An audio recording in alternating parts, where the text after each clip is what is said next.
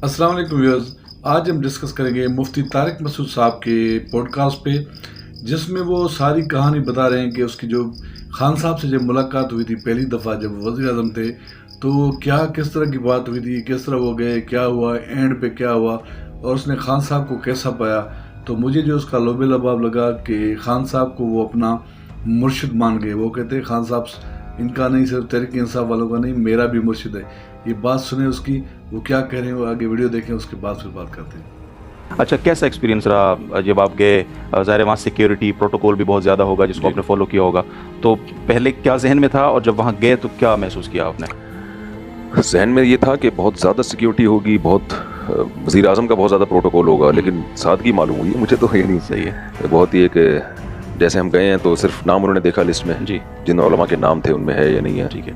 अंदर चले गए आराम से अंदर। तो फिर मैं जैसे ही गया तो गवर्नर हाउस में आपको पता है वो पुलिस के लोग, सिक्योरिटी के लोग वैसे ही मुझे सुनते हैं, तो उनकी सेल्फियाँ शुरू हो गई। सही है। तो मुझे तो ये लग रहा था गेट के ऊपर एक बुजुर्ग खड़ा था, लिस्ट वाला। वो बुजुर्ग तो आंख उठा के देख ही नहीं रहा था ना। उसने कहा कि शनाख्ती कार्ड दिखाएं कि आप मुफ्ती तारिक मसूद। हाँ हाँ हाँ, उसने एक शनाख्ती कार्ड, वो आंख उठा के देख ही नहीं रहा ना, वो कह रहे ID कार्ड दिखाएं। ठीक है। तो अच्छा उसको लोग कह रहे थे भाई तू मुंह तो उठा थोड़ा सा ऊपर। अच्छा फिर तो अंदर गए हैं तो बहुत ही एक घरेलू सा माहौल था और सिक्योरिटी गार्ड खुद ही सेल्फियां ले रहे थे। ठीक है। तो मुझे तो शायद ये लग रहा था कि मैं वज़ीर आज़म हूँ।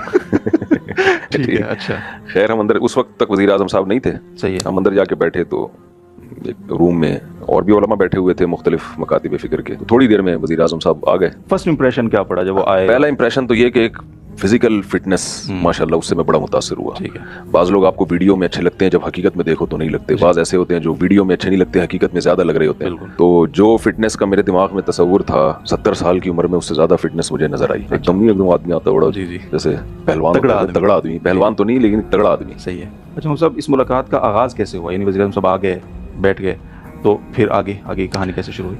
जब वज़ीर आज़म साहब आके बैठे हैं तो गवर्नर ने हज़रत मुफ्ती अब्दुल रहीम साहब को माइक दिया कि आप आगाज़ करें। तो अच्छा लगा हमें कि एक इज्जत दी जा रही है उलमा को, और ख़ास तौर पे जो मेरे पीरो मुर्शिद हैं। ठीक है ना? सही है। तो वैसे तो सब माशाल्लाह वहाँ काबिल एहतराम थे, सब उलमा थे, लेकिन ये इंसान की नेचर है। बिल्कुल। तो हज़रत ने फिर बताया कि मुफ्ती अब्दुल रहीम साहब, बाद में हमारी जब हज़रत उस्ताद साहब से, हज़रत मुफ्ती अब्दुल रहीम साहब को उस्ताद साहब कहते हैं, उनसे मुलाकात हुई तो कि आपको माइक क्यों दिया? उन्होंने कहा मैं खुद भी हैरान था कि शायद तिलावत के लिए दिया है कि आगाज़ करूँ मैं। फिर उन्होंने बात शुरू कर दी कि जैसे अल्लाह ताला ने हाकिम का हक बताया है, हाकिम के ऊपर कुछ जिम्मेदारियां हैं रियाया की, तो रियाया के ऊपर भी कुछ जिम्मेदारियां हैं हाकिम की। तो दोनों जिम्मेदारियों का उन्होंने तस्करा किया कि एक तरफा नहीं है। अवाम पर ये जिम्मेदारी है, हाकिम पर तो जिम्मेदारियां सबको मालूम है, लेकिन अवाम की ये जिम्मेदारी है कि पहली बात तो उसके सामने हक बात कहना, कलिमतु हक़्क़िन इंद सुल्तान, के बादशाह के सामने हक बात कही जाए। ये एक हक बात है कि ये भी एक हक बात थी जो उन्होंने कह दी कि कोई गलती हो, कोई खराबी हो तो ये जो चापलूसी और ये सब चीजें नहीं हो, वो आराम से इज्जत एहतराम के साथ सामने कह दी जाए कि ये चीज ठीक नहीं है। दूसरी बात ये कि जो काम हाकिम अच्छे कर रहा हो उसमें उसको अप्रिशिएट भी किया जाए। ये ना हो कि तनकीद ही चलती रहे। भाई कोई अच्छा काम है तो उसमें बताया जाए कि हम इसमें आपके साथ हैं और हमें अच्छा लगा, ये आपने बहुत अच्छा किया। तो ये तमहीदी बात उन्होंने शुरू की। फिर बताया कि सही बुखारी से पता चलता है कि 9 हक हैं अवाम पर हाकिम के, जैसे हाकिम पर अवाम के हुकूक हैं तो अवाम पर भी 9 हुकूक हैं हाकिम के। तो दोनों तरफ हमें देखने की जरूरत है, एक तरफा नहीं है। यानी मैं शायद इसको अपने अल्फाज में ही डिफाइन करूं कि होता यह है कि हुकूमत ये देख रही होती है कि अवाम जो है ना वो सारी जिम्मेदारियां पूरी करे, जो हमारी इताअत करे, हमारी फरमाबरदारी करे। तो यहाँ से बात का आगाज हुआ। फिर वज़ीर आज़म साहब, अच्छा हजरत ने शायद ये इस मैसेज में ये बताना था कि भाई कोई बात अगर आपको हाकिम के गलत लगती है तो इज्जत एहतराम के साथ आप पेश करें, वो पेश करें। ठीक है। और साथ साथ कोई अच्छा काम है तो उसमें अप्रिशिएट भी करें। जी ठीक। क्योंकि तजर्बा उन्होंने बताया कि ये बताता है कि या तो तनकीद शुरू हो जाती है या तारीफ ही शुरू हो जाती है, एक तरफा ट्रैफिक चलता है, तो वो नहीं होना चाहिए। अच्छा, शुरू में हज़रत ने बात की, फिर उसके बाद हम शुरू से उसके बाद जो है फिर वज़ीर आज़म साहब को माइक दिया गया। अच्छा। तो वज़ीर आज़म साहब ने जो बात शुरू की है, मैं हैरान इस पर हुआ कि वही टॉपिक जिसमें मैं 15 साल से चीख रहा हूँ। मुझे लगा कि चलो यार एक आदमी तो मुत्तफिक है। सही है। बात उन्होंने यहाँ से शुरू की कि हमारा फैमिली सिस्टम तबाह हो रहा है। यानी अगर ये वज़ीर आज़म के अलावा कोई और मेरे सामने बैठ के बात करता, मैं समझता कि इसने मुझे देख लिया है और इसको पता है कि इन मौलाना साहब का टॉपिक ही यही है, दिलचस्पी है, 15 साल से इसी पर बात कर रहे हैं, तो इनको खुश करने के लिए। जाहिर है यहाँ तो ऐसा नहीं हो सकता।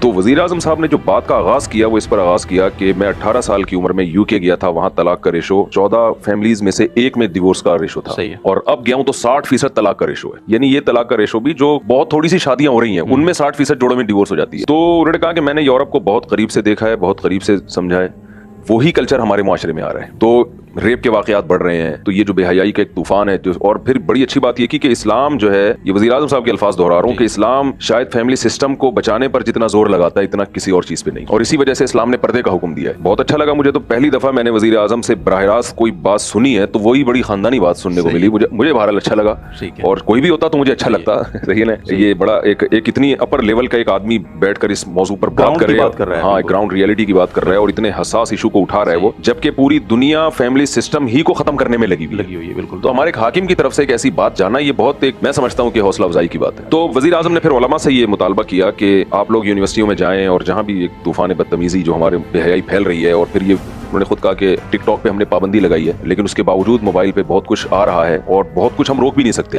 ایسا ممکن نہیں ہے کہ یہ بالکل ہی ہم اس کو ختم کر دیں یا سب کچھ ہمارے اختیار میں ہو. تو جتنی تیزی سے یہ سب کچھ پھیل رہا ہے, اگر علماء بیان کریں جا کے یونیورسٹیوں میں اور مختلف اداروں میں, یہ ینگ جنریشن کو اویئر کریں اس بارے میں, تاکہ یہ طوفان ختم ہو اور ہمارا خاندانی نظام بحال ہو. تو اس کے لیے پھر انہوں نے علماء سے تجاویز مانگی. تو ایک کم از کم یہ ٹاپک بتا دیا کہ آج ہماری ڈیبیٹ اور میری ملاقات کا بیسک مقصد یہ ہے. ٹھیک ہے. اچھا, یہ جو فیملی سسٹم کی بات کی, تو یہاں پہ پچھلے دنوں یہ گھریلو تشدد بل آیا, پھر ابھی یہ کم عمری میں قبول اسلام کے حوالے سے چیزیں آئیں, تو اس حوالے سے علماء نے وزیر اعظم صاحب سے کوئی بات کی, کوئی مطالبہ رکھا, کوئی مذمت کی, یا کیا بھرپور طریقے سے کی. یہ بات حضرت استاد صاحب پہلے وزیر اعظم سے ملاقات میں کر چکے ہیں, لیکن اس مجلس میں بھی اس بات کو علماء نے الحمدللہ دوبارہ اٹھایا, اور بہت وزیر اعظم صاحب سے یہ کہا گیا کہ یہ دونوں بل, جو ایک گھریلو تشدد کا بل اور 18 سال سے کم عمر اسلام کا, اور اس میں حضرت مفتی عبدالرحیم صاحب نے بھی دلیل دی کہ حضرت علی رضی اللہ تعالیٰ عنہ کے اسلام کو آپ کیا کہیں گے, یعنی کیا معاذ اللہ وہ غلط تھا, یعنی دنیا کو ہم کیا منہ دکھائیں گے. تو اور بھی علماء تھے جن کا نام میں اصل میں 2-4 علماء کے علاوہ کسی کے نام میری نالائقی ہے کہ میں جانتا نہیں تھا, ورنہ میں سب کے نام لے کے بتاتا کہ کس نے کیا کہا. تو اس پہ وزیر اعظم نے کہا کہ یہ ناممکن ہے کہ یہ بل پاس ہو جائے. پھر سوال یہ کیا گیا کہ پھر یہ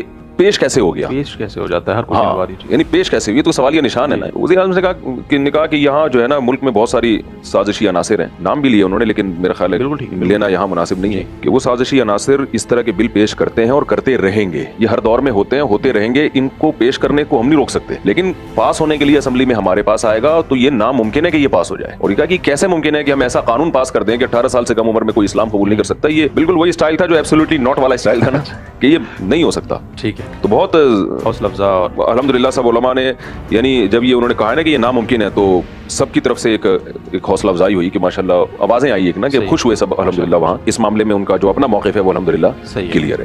تو علماء سے تجاویز جب انہوں نے مانگی, تو کیا کامن تجاویز کیا دی علماء کرام؟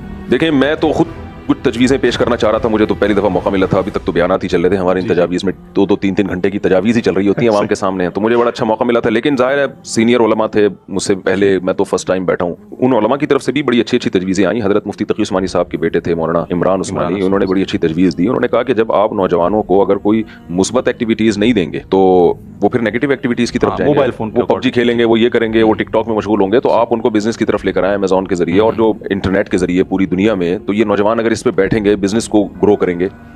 دعوت اسلامی کے ایک مولانا صاحب تھے, نام مجھے ان کا یاد نہیں, انٹرنیٹ پہ کبھی کبھار نظر آتے ہیں, انہوں نے بڑی اچھی تجویزیں دی, اور انہوں نے تو بتایا کہ ہم عملی کیا کر رہے ہیں. میں تو حیران ہوا ان کے ماشاءاللہ ان کے جو کام سن کر, اور وزیر اعظم بھی بڑے متاثر ہوئے کہ جیسے یہ بے حیائی والے کارٹون, آپ کو پتہ ہے لوگ ہم سے بھی رابطہ کرتے تھے, ہم اپنے بچوں کو کیا دکھائیں. تو دعوت اسلامی کے جو مولانا تھے انہوں نے بتایا کہ ہم ایسے کارٹون لے کر آئے ہیں جس میں اسلامی تاریخ دکھائی جا رہی ہے, اور وہ ملینز اس کے ان کے چینل کے سبسکرائبر ہیں. تو بہت اچھا ایک حوصلہ افزائی والا بھی, ہمیں بھی خوشی ہوئی کہ ماشاءاللہ اس نہج پہ بھی کام ہو رہا ہے الحمدللہ. اچھا, وزیر اعظم صاحب نے یہ بھی کہا کہ میں اردو ڈرامہ بھی پاکستان اسی نیت سے لے کر آیا ہوں, اور پہلے جو میڈیا والے مجھے کہتے تھے کہ ایسا ڈرامہ جس میں بے حیائی نہ ہو وہ چل نہیں سکتا, تو ہم مجبور ہیں. ٹھیک ہے.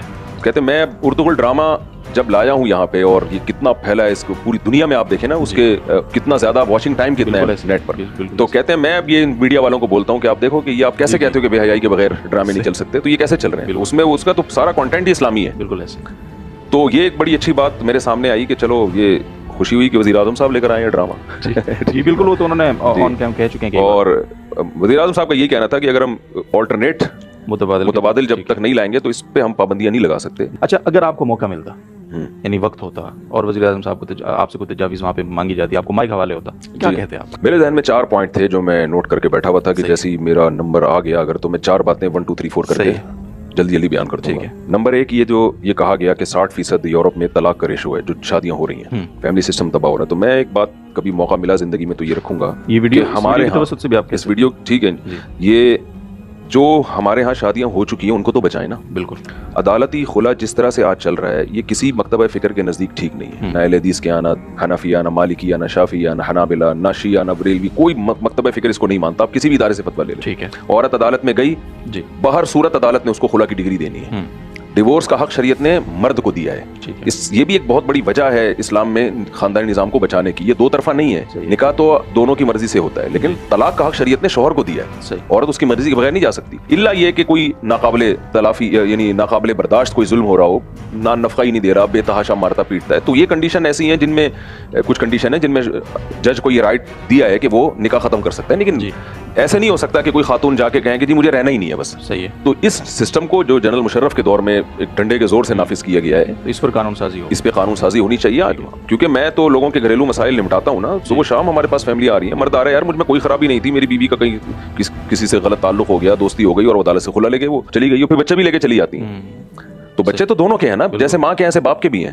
تو یہ کیا بات ہے کہ عدالت ماں ہی کو وہ کر رہی ہے اور شوہر کا کوئی خیال ہی نہیں ہے. خودکشی کی خبریں ہم نے سنی ہیں اور ڈپریشن کے مریض ہوئے ہیں لڑکوں کے باپ جو مجھے فون کر کے بتا رہے ہیں کہ پاگل ہو گئے, ڈپریشن کی گولیاں کھا رہے ہیں کیونکہ ایسے کیسز آ رہے ہیں کہ بیوی کا کسی مرد سے ناجائز چکر چلا, شوہر سے ڈیورس لی اور بچے بھی اسی کے, بیٹی بھی سوتیلی بیٹیاں بھی سوتیلے باپ پال رہے ہیں. تو باپ پہ کیا گزرے گی؟ تو یہ بھی چیز ہمارے خاندانی نظام کو تباہ کر رہی ہے. اس کا نقصان یہ ہو رہا ہے کہ مرد نکاح کرنا بھی چھوڑ رہے ہیں اور جو ہو چکی ہیں نکاح وہ ہو چکے ہیں وہ بھی. تو پہلا تو ایک اتنی تفصیل سے تو میں نے بتا دیا آپ کو, لیکن وہاں میں بہت مختصر بتاتا اس کو. نمبر 2, نکاح جو یہ ہمارے معاشرے میں نکاح کو پروموٹ کیا جائے, نکاح کو آسان بنایا جائے. صحیح ہے. اس پہ گورنمنٹ جو ہے ترغیبی مہم چلائے بھائی. یہ جو ہمارے یونیورسٹیوں میں اور میڈیا پہ جو ایک ذہن بنایا جا رہا ہے کہ یہ کوئی دقیانوسی والا کام ہے, پہلے پڑھائی, اور بھائی یہ پڑھائی اور یہ سب چیزیں نکاح کے ساتھ ہو سکتی ہیں. ٹھیک ہے. خلافت عثمانیہ میں تو نکاح کرنے والوں کی مدد بھی کی جاتی تھی, پیسے دیے جاتے تھے ان کو. تو ہم یہ نہیں کہہ رہے آپ پیسے دیں, لیکن کم از کم لٹریچر کے ذریعے یا میڈیا کے ذریعے اس کو پروموٹ کیا.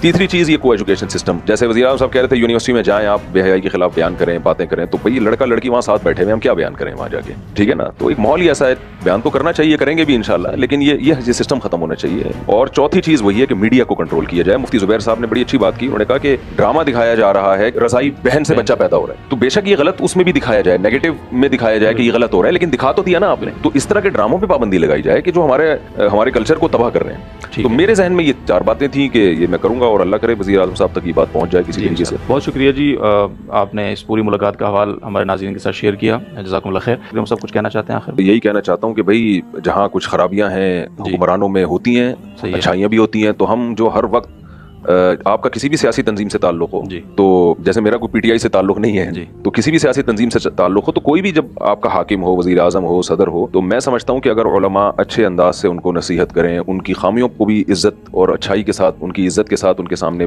بیان کریں, اس سے میں نہیں کہتا کہ شر 100% ختم ہو جائے گا, شر انشاءاللہ کم ہو جائے گا. تو کوئی بھی حاکم ہو, چاہے وہ عمران خان ہو یا نواز شریف ہو یا حضرت مولانا فضل الرحمان ہو, یا چاہے کوئی فوجی حاکم مسلط ہو کے آ جائے. نبی صلی اللہ علیہ وسلم نے فرمایا اسمعوا واطیعوا ولو سلط علیکم رجل حبشی, کہ تم پر حبشی غلام جس کا سر کشمش کی طرح پچکا ہوا ہو وہ بھی مسلط ہو جائے تو اطاعت کرنی ہے, اس کی بات کو سننا ہے, اور حق بات اس کے سامنے کہنی بھی ہے.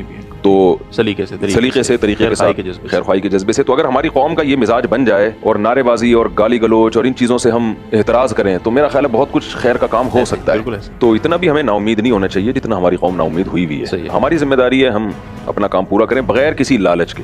حکمرانوں کے پاس جانے والے علماء کی 2 قسمیں ہیں, ایک اپنے مفاد کے لیے اور ایک ان کو نصیحت کے لیے. بالکل. تو یہ جو منع ہے اسلام میں حکمرانوں کے پاس جانا, یہ وہ ہیں جو چاپلوسی کے لیے جاتے ہیں, ان سے عہدے حاصل کرنے کے لیے جاتے ہیں, ان سے اپنے مطلب کے لیے جاتے ہیں. لیکن اگر اصلاح کے لیے جاتے ہیں تو یہ تو اسلاف کی سنت ہے. بالکل. تو وہاں جتنے بھی علماء تھے ماشاءاللہ سب سنجیدہ تھے, جو مجھے لگا ایک اچھا منظر لگا, اور بہت عزت احترام کے ساتھ بات ہو رہی تھی, اور سب لگ رہا تھا کہ اصلاحی کے لیے آئے ہوئے ہیں یہاں پہ. تو اچھا لگا. تو سنا ہے کسی چائے کے کپ کے بھی روادار نہیں ہیں آپ اس ملاقات؟ جب میں وہاں گیا ہوں تو ہمارا تو خیال تھا بڑے سموسے اور پکوڑے اور چٹنیاں اور کباب آئیں گے, لیکن وہاں تو چائے کے چند کپ آئے. اچھا. اور مجھے وہ بھی نہیں ملا. حالانکہ میرا وہ چائے کا ٹائم ہے, اور میرا خیال ہے میں 1 سال کے بعد کر بغیر چائے کے رات کو سویا ہوں, چائے پیے بغیر. یعنی رات کو مطلب یہ عصر کے بعد بھی چائے نہیں پی, پھر اتنی وہ ٹریفک کا رش بہت تھا, تو عشاء تک میں گھر پہنچا ہوں تو چائے میں نے کہا پیوں گا تو نیند خراب ہو جائے گی. تو وزیر اعظم صاحب کی جو ملاقات تھی اس میں جو چائے کا جو معمول تھا اس سے بھی گئے ہم, لیکن ہمیں یہ بھی اچھا لگا. صحیح, یہ بھی اچھا لگا, اس لیے کہ چھوڑو یار یہ کیا چائے سموسے, اپنے گھر جا کے کھاؤ, جو بات کرنے آئے ہو تمیز سے بات کرو, پتلی گلی سے نکلو. جو ہمارا دیکھ لیے مفتی صاحب نے کیا کہا, کس طرح اس نے خان صاحب کو پایا, اور خان صاحب کے جذبات کیا ہیں مسلمانوں کے بارے میں, اور علماء کے بارے میں, اور بچوں کے بارے میں جو یونیورسٹی میں بچے پڑھ رہے ہیں, کالجوں میں, ان کے بارے میں اس کا کیا خیالات ہیں کہ وہ, اور باہر کی دنیا میں جس طرح شادیاں ہوتی ہیں اور ان میں کیا مسائل ہوتے ہیں، اور پاکستان میں بھی اسی طرح کا رائج ہو رہا ہے نظام، تو خان صاحب نے کہا اس سے روکنا ہے اور یہ آپ کی ذمہ داری ہے، اسے کس طرح روکنا ہے۔ ہم نے سوشل میڈیا یا یہ ایسی چیزیں بند کر کے کوئی فائدہ نہیں لے سکتے، کیونکہ ان چیزوں کو ہم بند کریں گے اور یہ زیادہ بڑھیں گی۔ جس طرح میں لایا وہ ارطغرل ڈرامہ لایا، اس میں دیکھیں وہ کتنی پازیٹیو چیزیں، اور مفتی صاحب نے سارا بتایا کہ میں حیران تھا کہ خان صاحب یہ کیسی باتیں کر رہے ہیں جو میں 15 سال سے کہہ رہا ہوں۔ وہ خان صاحب کا مقصد وہی تھا کہ کس طرح شادیاں بچانی ہیں اور کس طرح اپنا نظام ہم نے بچانا ہے۔ یہ سارے اس ملاقات میں ہوا، اور پھر اس نے کہا کہ مجھے تو چائے بھی نہیں ملی، تو مجھے یہ اچھا لگا کہ اس نے کہا اپنے کام سے جس سے آیا اور کام کرو، پتلی گلی سے نکل جاؤ۔ تو مفتی صاحب نے یہ مذاقاً کہا، اور خان صاحب کو اس نے کس طرح پایا، وہ کہتا ہے کہ وہ واقعی مرشد ہے۔ اس کے خیالات جو ہیں، وہ کہہ رہا ہے اپنی کہانی بتایا کہ میں یورپ میں رہا ہوں، میں یورپ کو جانتا ہوں، یورپ کے کیا حالات ہیں، تو ہمیں اپنے معاشرے کو بچانا ہے، اپنے ملک کو بچانا ہے، اپنی عوام کو بچانا ہے۔ تو ویڈیو پسند آئے تو ویڈیو کو لائک اور شیئر ضرور کیجیے گا، اور اگر چینل پہ نئے تو پلیز چینل کو سبسکرائب کریں۔ شکریہ، اللہ حافظ۔